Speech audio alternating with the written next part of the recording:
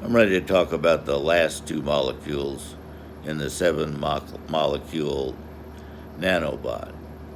Uh, the last two molecules. There is a trigger in the cell about how quickly it replicates.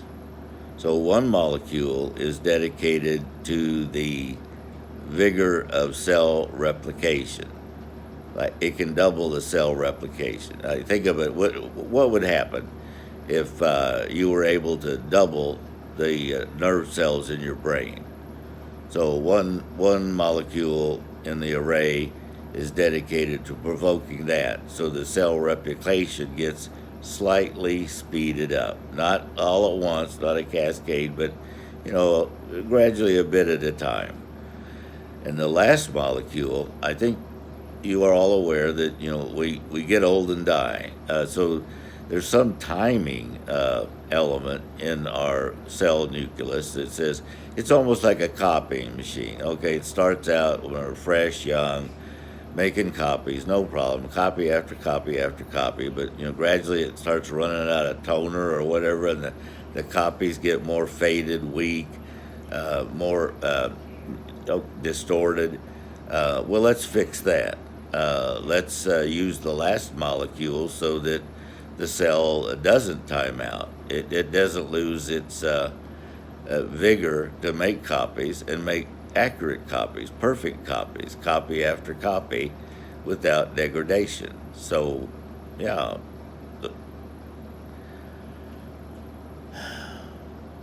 So now we got Al's brain boosted. And in the LA, he's got a lot of experiences coming into his senses. So there's a lot more information coming into his brain.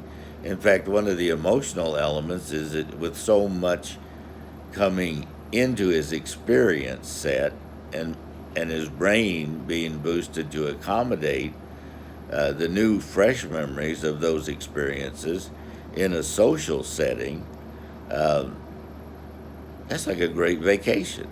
And that's what he's experiencing. Think about the greatest vacation you've ever had in your life with the best friends, the most enjoyable companions you've ever had in your life, seeing the greatest, parks, scenes, rides that you've ever, so very quickly, the old memories, are pushed to the background, and your brain's being flooded. It's being prepared, and now with the 2 weeks of good nutrition, good rest, great experiences, the bandwidth of his brain, the ability to expand the bandwidth of information. I think we talked about that before. That using words, keyboards, there's a real bottleneck for getting information into the brain. But first of all, you need to accelerate the capacity of the brain to take in that broadband of information. And that's what comes next down in San Diego.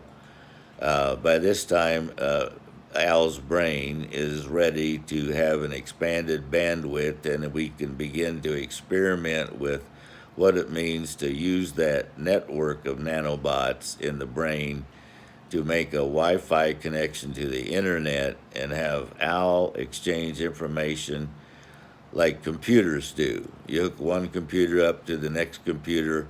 If you read a book, let's say I read a book, I can read a book a day, maybe. That's but now a computer, no problem. 12, 24 books a day. And that's where we're headed with Al's brain. I'll leave it with that. Thanks for listening in. Keep it posted. Bye bye.